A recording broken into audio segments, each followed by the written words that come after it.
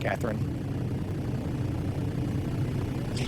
Yeah, Jake. And as the passing of 7-year-old Gabby Doolin sits heavy on the hearts of many here in Scottsville tonight, many are looking at this time to reflect as a way to see how the community here in Scottsville has changed forever. As police, firefighters, and emergency management try to take care of this accident on I-65, which has spilt enough corn to cover my feet, Ronnie Pearson says that the road may take hours to return back to normal. Essentially, the training for a canine is quite simple. Fetch the blue ball, fetch the drug. Those who were in this house celebrating Jennifer Johnson and Tommy Lyne's birthday party say the house started to shake and then they heard a loud boom. Tommy Lyne says the best birthday gift he's ever received on his birthday was that nobody was hurt. Once the children returned from fall break on Monday, ready to head into the dugout and lace up their cleats for some baseball, Stacy says the children should be excited to see a whole new diamond before they hit the field. For those who are interested in receiving the flu vaccination, pharmacist Jay Ramsey says it's simple. All you have to do is walk into any pharmacy or see your doctor for the shot. Participants at United Way's fishing tournament and cookout say they've been catching fish like this one all day, all while being here to promote healthy living. A family birthday party last night goes from a near tragedy to a miracle when part of a tree crashes through the roof of a house. Our Catharine Gardner went out to the home in Barron County to see how the family's doing. My whole family could have been wiped out in a split second. Their 75th and 33rd family birthday celebration comes to a complete halt when last night's weather sends an unexpected visitor through the roof.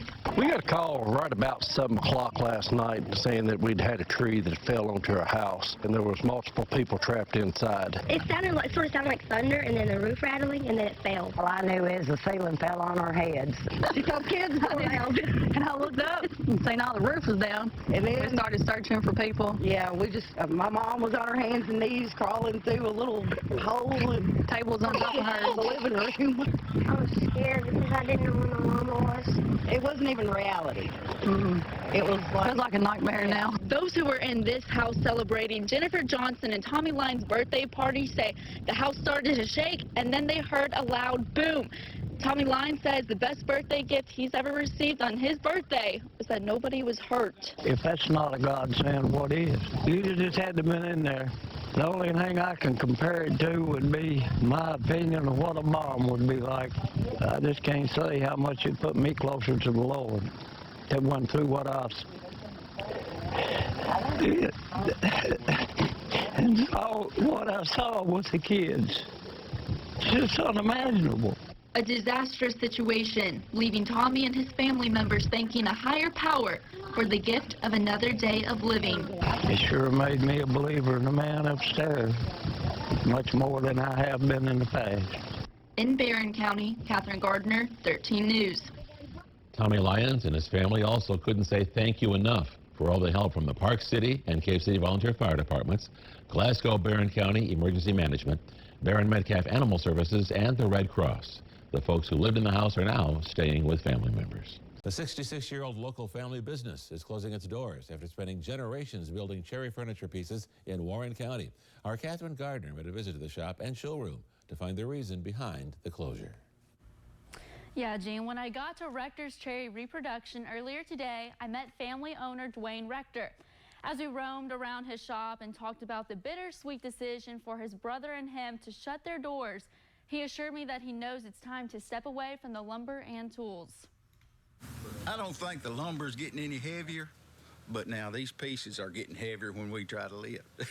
A decades-old family shop in Warren County is putting their final touches on their last projects. It's hard when you've got pieces out here that you could put together to make some more, but you just say, no, I'm tired. Rector's Cherry Reproduction on Louisville Road holds generations of memories, old-school craftsmanship, and a couple of brothers with 66 years worth of stories to tell. We'd take turnabout getting on the carts and pushing each other up and down the shop and said, boy, we thought it was the most fun there was till Dad caught us doing it one day. As co-owner Dwayne Rector roams throughout his late father's business, he keeps his dad in mind while he reflects over the time he and his brother Ray spent running the shop. If he's still alive, we'd still be working. There was nothing else he'd rather do than be down here. I really enjoyed it, and like I said, if I felt a little better as far as my joints, they need refinishing too.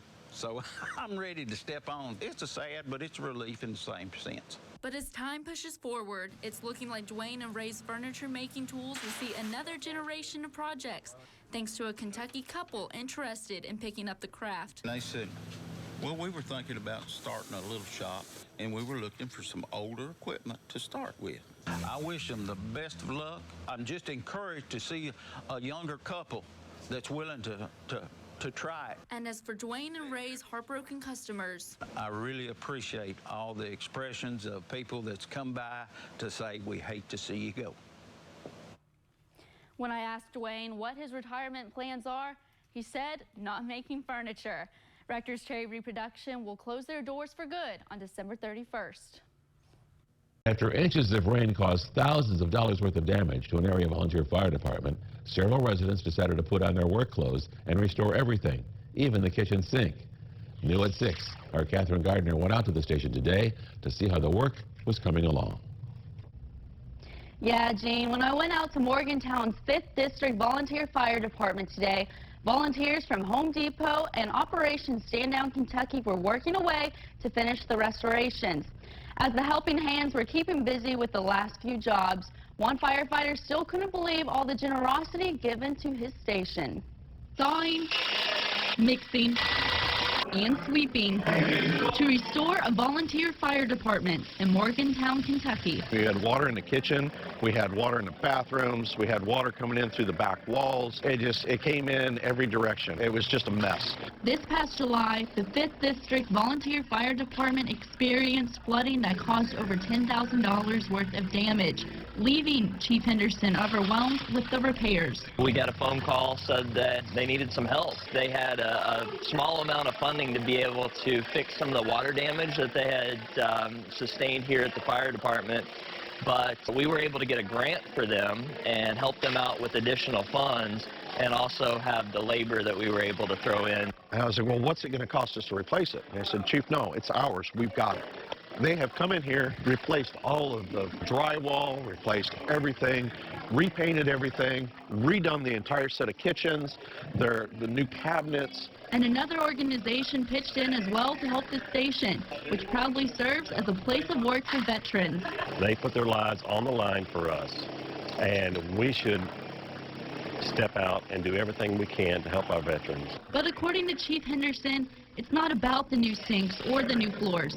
It's about benefiting something bigger than the station. It's for my firefighters. It's for my public. It's for all those people that are going to come up here. You know, when emergencies, disasters, anything like that happens, we have a comfortable place to come up and do our jobs. After a hard day's work, all Chief Henderson would like to say is a big thank you. It's been really a string puller on that one for them to come up here and do all this work for us. So it's been great. After taking 6 weeks to complete the project, today was their final day of restoration.